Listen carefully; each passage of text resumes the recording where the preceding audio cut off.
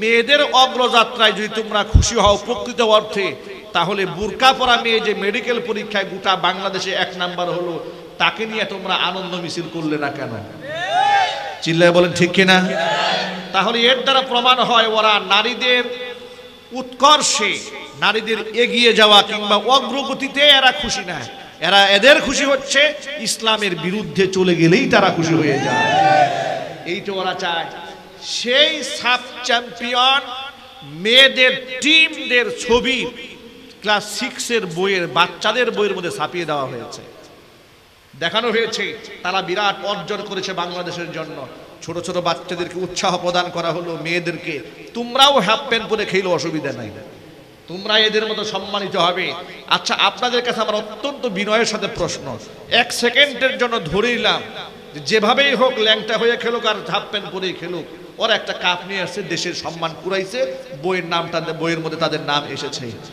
আমাদের বাংলাদেশের হাফেজ কোরআনরা প্রত্যেক বছর গোটা পৃথিবীর 1-2টা কান্ট্রির সাথে নয়, 110, 20, 30, 50, 190টা দেশের হাফেজ সাহেবদের সাথে কম্পিটিশন করে বাংলাদেশের ছেলেরা 1 নাম্বার হয়ে যাচ্ছে, 2 নাম্বার হয়ে যাচ্ছে। তাদের নামগুলা বই আসলো না কেন? চিল্লায় বলতে হবে ঠিক কিনা? হাফ প্যান্ট পরে খেললে বইয়ের মধ্যে নাম দিয়ে দিবা, ছাপাই দিবা ছবি, জাতিকে উদ্বুদ্ধ করবা। কোরআন প্রতিযোগিতা যারা ফার্স্ট হয়েছে তাদের নাম দাও না কেন? এর দ্বারা তো প্রমাণ হয়ে যায় তোমরা ইসলামের বিরুদ্ধের লোক, ঠিক কিনা বলে? আমার দেশের এই সমস্ত প্রতিবাদ যখন আমরা মাহফিলে করেছি, গোটা বাংলাদেশে আনন্দের ঢেউ বয়েছে, তখন শিক্ষামন্ত্রী বললেন অপপ্রচার হচ্ছে, কোরআন সুন্নাহ বিরোধী কিছু করা হয় নাই।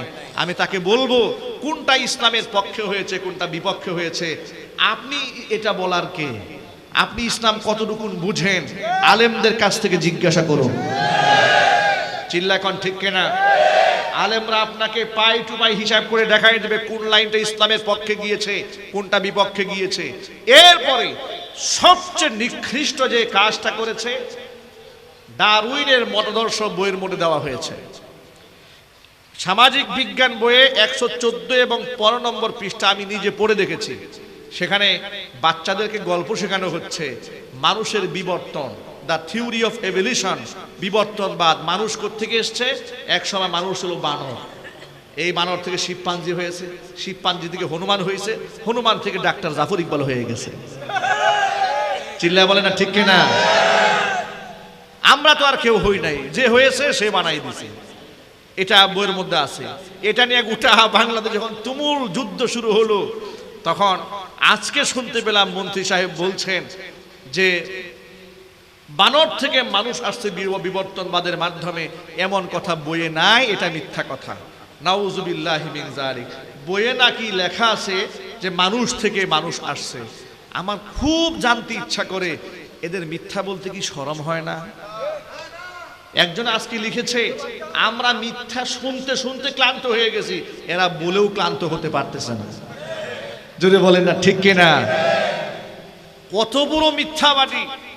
যেখানে আল্লাহ সুবহানাহু ওয়া তাআলা কোরআনে স্পষ্ট জানিয়ে দিয়েছেন ১৫০০ বছর আগে, ইয়া আইয়ুহান নাসু তাকু রাব্বাকুমুল্লাযী খালাকাকুম মিন নাফসিন ওয়াহিদাতিন ওয়া খালাকা মিনহা যাওজাহা ওয়া বাথা মিনহুমা রিজালান কাসীরান ওয়া নিসাআ ওয়াত্তাকুল্লাহাল্লাযী তাসাআলুনা বিহি ওয়াল আরহাম ইন্নাল্লাহা কানা আলাইকুম রাকিবা।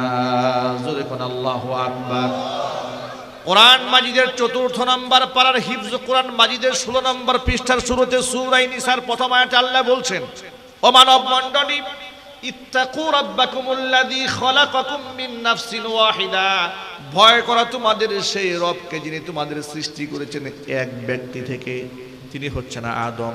ওয়া খালাকা মিনহা যাওজাহা, আদম থেকে তার জোড়া তার স্ত্রী হাওয়াকে সৃষ্টি করেছেন। ওয়াবাসসা মিনহুমা রিজালান কাসীরাও ওয়া নিসাআ, আদম এবং হাওয়া থেকে অসংখ্য নারী পুরুষকে বিশ্ব পরিমণ্ডলে কে ছড়িয়ে দিয়েছেন? হুজুরে বলেন না কে? তাহলে আল্লাহ কোরআনের মধ্যে বললেন মানুষ থেকে মানুষের সৃষ্টি হয়েছে, আদমকে সৃষ্টি করা হয়েছে, তার থেকে হাওয়া, আদম হাওয়া থেকে বিশ্ব পরিমণ্ডলে আল্লাহ মানুষকে ছড়িয়ে দিয়েছেন। এই হচ্ছে কোরআনের আয়াত। এবার হাদিস থেকে স্বীকৃতি গ্রহণ করেন। বিদায় হজের ভাষণের সময় নবীজি সাল্লাল্লাহু আলাইহি ওয়াসাল্লাম বললেন, আইয়ুহান নাস ইন্না রাব্বাকুম ওয়াহিদুন ওয়া ইন্না আবাকুম ওয়াহিদুন কুল্লুকুম লিআদম ওয়া আদামু মিন তুরাবিন ওয়া আকরামুকুম ইনদাল্লাহি আতকাকুম আও কামা ক্বালা আলাইহিস সালাতু ওয়াস সালাম। নবীজি বলেন, ও মানব মণ্ডলী, ইন্না রাব্বাকুম ওয়াহিদুন, তোমাদের রব এক এবং একক। তিনি কে? জোরে বলেন। আল্লাহ নবী সার্বজনীনভাবে বিশ্বের সমস্ত মানুষদেরকে ডেকে বলছেন, ইন্না রাব্বাকুম ওয়াহিদ, তোমাদের রব একজন। ওয়া ইন্না আবাকুম ওয়াহিদ, তোমাদের আদি পিতাও একজন। কুল্লুকুম লিআদম, তোমরা প্রত্যেকে আদম থেকে এসেছো। ও আদম মিন তুরাবিন, আদম এসেছে মাটি থেকে। আল্লাহু আকবার।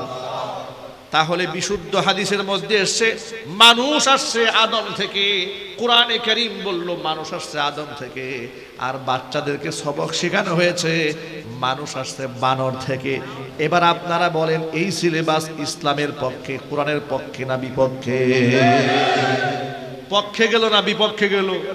এখন যিনি বলেন না না না সিলেবাস কোরআনের বিপক্ষে যায় নাই, ইসলাম সম্পর্কে উনি কতটুকু বুঝে, সে তো জিরো। যেরকম ঠিক কিনা? এমন একটা মূর্খ মানুষ কেমনে শিক্ষামন্ত্রী হলে তো আমার বুঝে আসে না। কিভাবে সম্ভব এটা? শিক্ষামন্ত্রী তো সবচেয়ে দায়িত্বশীল এবং প্রজ্ঞাবান ব্যক্তির হওয়া উচিত, কারণ তার উপর নির্ভর করবে আগামী জাতির ভবিষ্যৎ। ঠিক কিনা বলেন? আমাদের স্পষ্ট দাবি, এই সিলেবাস পরিবর্তন করতে হবে। ইনশাআল্লাহ বলেন, জুড়ে বলেন ইনশাআল্লাহ। এই সিলেবাস পরিবর্তন করতে হবে।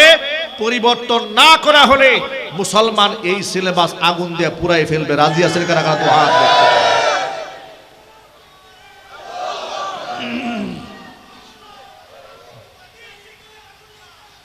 আমার ভাইয়েরা, এই সমস্ত কথাগুলো আপনাদের সামনে কেন বলি শোনেন।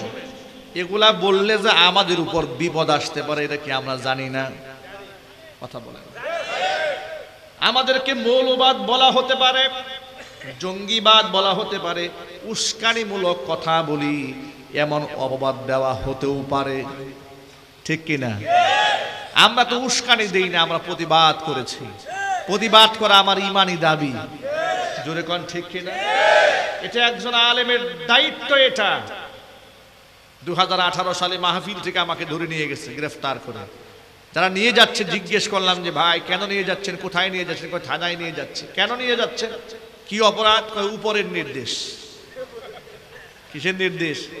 উপরের নির্দেশ। তো উপরের নির্দেশে ওরা হারাম কাজ করে, আর আমরা উপরের নির্দেশে হালাল কাজ করি। ঠিক কিনা? ওদের যেমন উপর আছে, আমাদের উপর নাই। আমাদের উপর কে? চিল্লা বলেন। যে সমস্ত আলেমরা হক কথাকে লুকায় রাখবে, পিঠ আর পেট বাঁচাবার জন্য হক কথা বলবে না, তাদের ব্যাপারে কোরআনের আয়াত আছে। আল্লাহ পাক বলেন, ইন্নাল্লাযীনা ইয়াকতুমুনা মা আনজালাল্লাহু মিনাল কিতাবি ওয়া ইয়াশতারুনা বিহি থামানান কালীলা উলাইকা মা ইয়াকুলুনা ফি বুতুনিহিম ইল্লান নার ওয়ালা ইউকাল্লিমুহুমুল্লাহু ইয়াওমাল কিয়ামাতি ওয়ালা ইউযাক্কিহিম ওয়া লাহুম আযাবুন আলীম।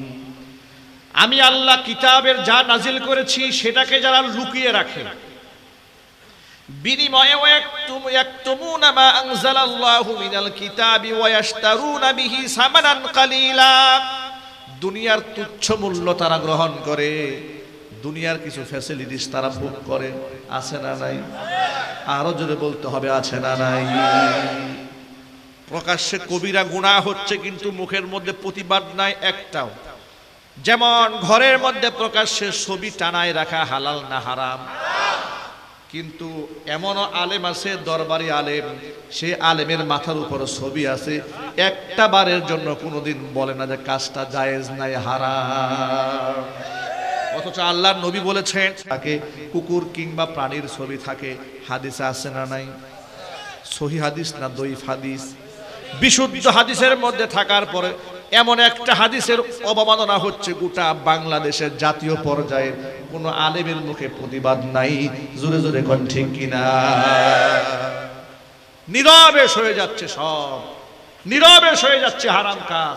একটু প্রতিবাদও জানায় না মুখ থেকে। কেন? এটা বললে হয়তো পেটে আঘাত আসবে, না হয় পিঠে আঘাত আসবে। আল্লাহ পাক তাদের ব্যাপারে কি বলেন শোনেন। দুনিয়ার তুচ্ছ মূল্য গ্রহণ করেছ, আমার নাজিলকৃত আয়াতগুলোকে গোপন করে দিয়েছ, কিয়ামতের মাঠে ওয়ালা ইউকাল্লিমুহুমুল, ওরা তো দুনিয়াতে যা খেয়েছে, উলাইকা মা ইয়াকুলুনা ফি বুতুনিহিম ইল্লান নার, ওই তুচ্ছ মূল্য নিয়ে ওরা মুখ দিয়া যা খাবার খেয়েছে, ওরা খাবার খায় না, ওরা জাহান্নামের আগুন খেয়েছে। কিয়ামতের মাঠে ওদের সাথে আমি কথা বলবো না, ওয়ালা ইউযাক্কিহিম, এদেরকে আমি আত্মশুদ্ধিও করব না, ওয়ালাহুম আযাবুন আলীম, এদের জন্য রয়েছে যন্ত্রণাদায়ক শাস্তির ব্যবস্থা। এই আয়াতের কথা যখন মনে পড়ে তখন এই সমস্ত অপকর্ম দেখে চুপ থাকতে পারি না, জবান চালু হয়ে যায়। আল্লাহর নবী আরেকটা হাদিসের মধ্যে বলেছেন, আস-সাকিতু আনিল হাক্কি শাইতানুন আখরাস, সত্য থেকে যারা মুখকে জবানকে লুকায় রাখে, বন্ধ রাখে, এগুলা হচ্ছে বুবা শয়তান। আজকে সমাজের মধ্যে বুবা শয়তান ভরে গেছে, আছে না নাই? অনেক দাড়ি টুপিওয়ালারা বুবা শয়তান, আছে না নাই?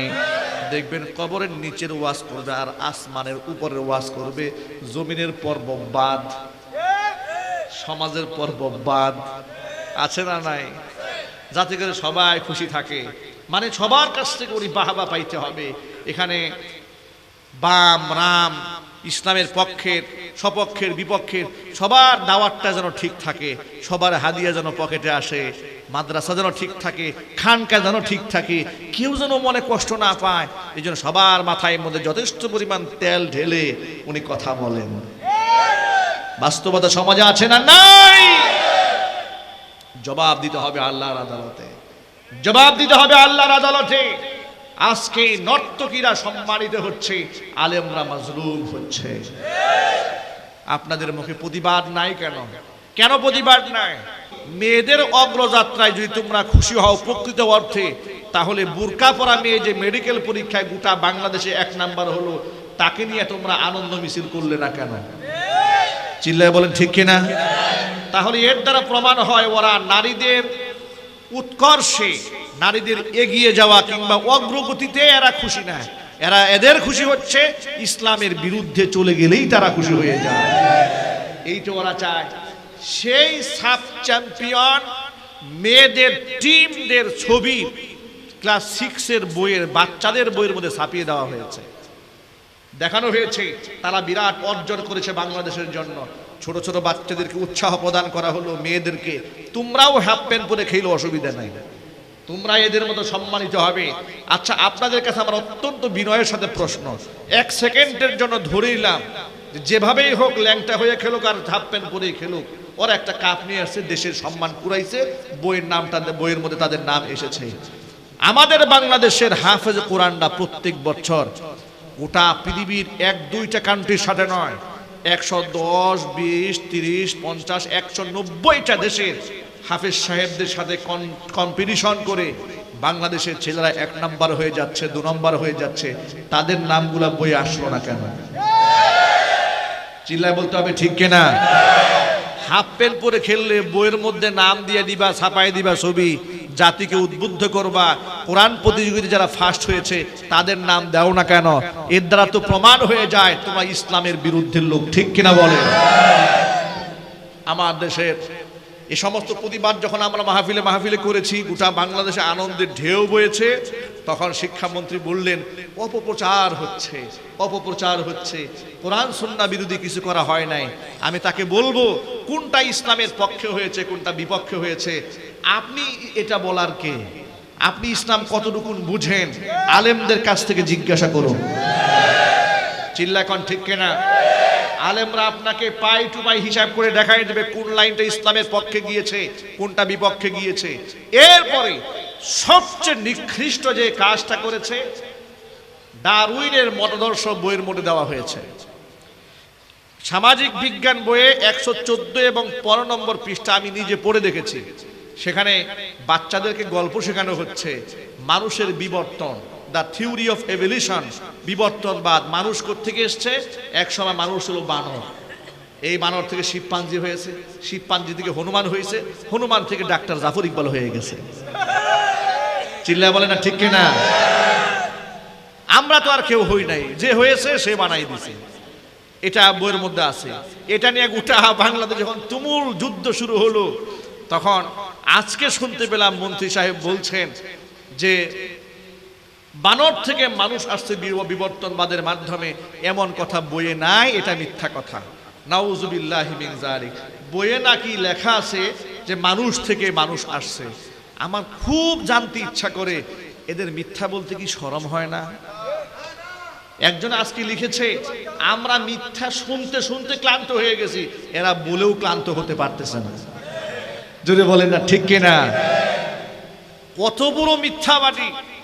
যেখানে আল্লাহ সুবহানাহু ওয়া তাআলা কোরআনে স্পষ্ট জানিয়ে দিয়েছেন ১৫০০ বছর আগে, ইয়া আইয়ুহান নাসু তাকু রাব্বাকুমুল্লাযী খালাকাকুম মিন নাফসিন ওয়াহিদাতিন ওয়া খালাকা মিনহা যাওজাহা ওয়া বাথ মিনহুমা রিজালান কাসীরান ওয়া নিসাআ ওয়াত্তাকুল্লাহাল্লাযী তাসাআলুনা বিহি ওয়াল আরহাম ইন্নাল্লাহা কানা আলাইকুম রাকীবা।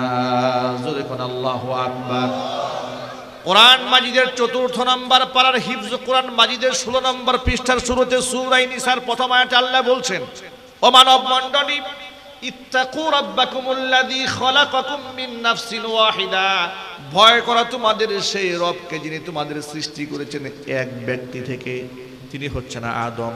ওয়া খালাকা মিনহা যাওজাহা, আদম থেকে তার জোড়া তার স্ত্রী হাওয়াকে সৃষ্টি করেছেন। ওয়া বাথা মিনহুমা রিজালান কাসীরান ওয়া নিসাআ, আদম এবং হাওয়া থেকে অসংখ্য নারী পুরুষকে বিশ্ব পরিমণ্ডলে কে ছড়িয়ে দিয়েছেন? হুজুরে বলেন না কে? তাহলে আল্লাহ কোরআনের মধ্যে বললেন মানুষ থেকে মানুষের সৃষ্টি হয়েছে, আদমকে সৃষ্টি করা হয়েছে তার থেকে হাওয়া, আদম হাওয়া থেকে বিশ্ব পরিমণ্ডলে আল্লাহ মানুষকে ছড়িয়ে দিয়েছেন। এই হচ্ছে কোরআনের আয়াত। এবার হাদিস থেকে স্বীকৃতি গ্রহণ করেন। বিদায় হজের ভাষণের সময় নবীজি সাল্লাল্লাহু আলাইহি ওয়াসাল্লাম বললেন, আইয়ুহান নাস ইন্না রাব্বাকুম ওয়াহিদুন ওয়া ইন্না আবাকুম ওয়াহিদুন কুল্লুকুম লিআদম ওয়া আদামু মিন তুরাবিন ওয়া আকরামুকুম ইনদাল্লাহি আতকাকুম আও কামা ক্বালা আলাইহিস সালাতু ওয়াস সালাম। নবীজি বলেন, ও মানব মণ্ডলী, ইন্না রাব্বাকুম ওয়াহিদুন, তোমাদের রব এক এবং একক। তিনি কে? জোরে বলেন। আল্লাহ নবী সার্বজনীনভাবে বিশ্বের সমস্ত মানুষদেরকে ডেকে বলছেন, ইন্না রাব্বাকুম ওয়াহিদ, তোমাদের রব একজন। ওয়া ইন্না আবাকুম ওয়াহিদ, তোমাদের আদি পিতাও একজন। কুল্লুকুম লিআদম, তোমরা প্রত্যেকে আদম থেকে এসেছো। ও আদম মিন তুরাবিন, আদম এসেছে মাটি থেকে। আল্লাহু আকবার। তাহলে বিশুদ্ধ হাদিসের মধ্যে এসেছে মানুষ আসছে আদম থেকে। কোরআনে কারীম বলল মানুষ আসছে আদম থেকে। আর বাচ্চাদেরকে সবক শেখানো হয়েছে মানুষ আসছে বানর থেকে। এবার আপনারা বলেন, এই সিলেবাস ইসলামের পক্ষে, কোরআনের পক্ষে না বিপক্ষে? পক্ষে গেল না বিপক্ষে গেল? এখন যিনি বলেন না না না সিলেবাস কোরআনের বিপক্ষে যায় নাই, ইসলাম সম্পর্কে উনি কতটুকুন বুঝে, সে তো জিরো। যেরকম ঠিক কিনা? এমন একটা মূর্খ মানুষ কেমনে শিক্ষামন্ত্রী হলে তো আমার বুঝে আসে না, কিভাবে সম্ভব এটা? শিক্ষামন্ত্রী তো সবচেয়ে দায়িত্বশীল এবং প্রজ্ঞাবান ব্যক্তির হওয়া উচিত, কারণ তার উপর নির্ভর করবে আগামী জাতির ভবিষ্যৎ। ঠিক কিনা বলেন? আমাদের স্পষ্ট দাবি, এই সিলেবাস পরিবর্তন করতে হবে। ইনশাআল্লাহ বলেন, জুড়ে বলেন ইনশাআল্লাহ। এই সিলেবাস পরিবর্তন করতে হবে। পরিবর্তন না করা হলে মুসলমান এই সিলেবাস আগুন দিয়ে পুরাই ফেলবে। রাজি আছেন কারা কারা? তো হাত দেখতে।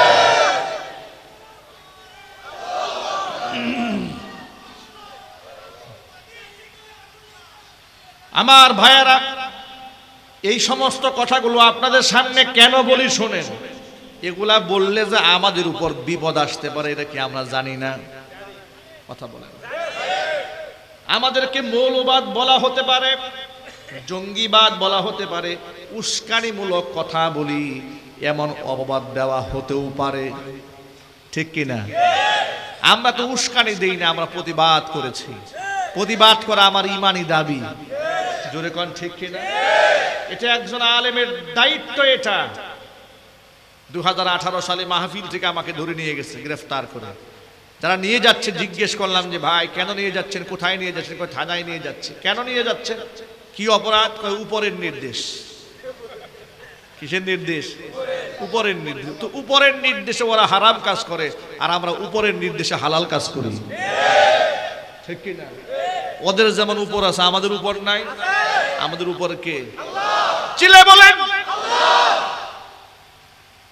যে সমস্ত আলেমরা হক কথাকে লুকায় রাখবে, পিঠ আর পেট বাঁচাবার জন্য হক কথা বলবে না, তাদের ব্যাপারে কোরআনের আয়াত আছে।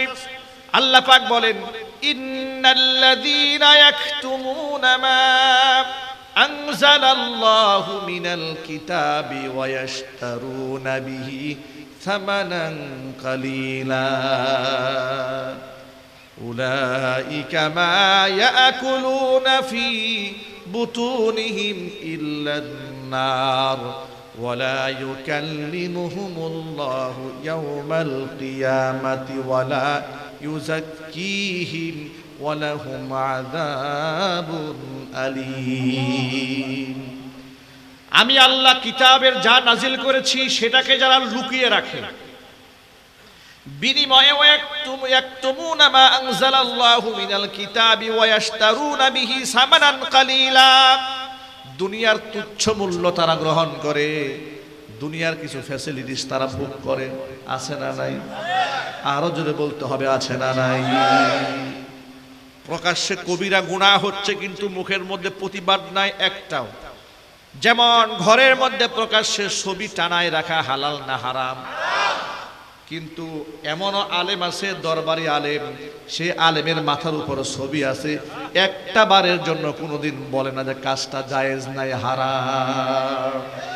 অথচ আল্লাহর নবী বলেছেন তাকে কুকুর কিংবা প্রাণীর ছবি থাকে। হাদিসে আছে না নাই? সহিহ হাদিস না দঈফ হাদিস? বিশুদ্ধ হাদিসের মধ্যে থাকার পরে এমন একটা হাদিসের অবমাননা হচ্ছে, গোটা বাংলাদেশের জাতীয় পর্যায়ে কোনো আলেমের মুখে প্রতিবাদ নাই। জোরে জোরে কোন ঠিক কিনা?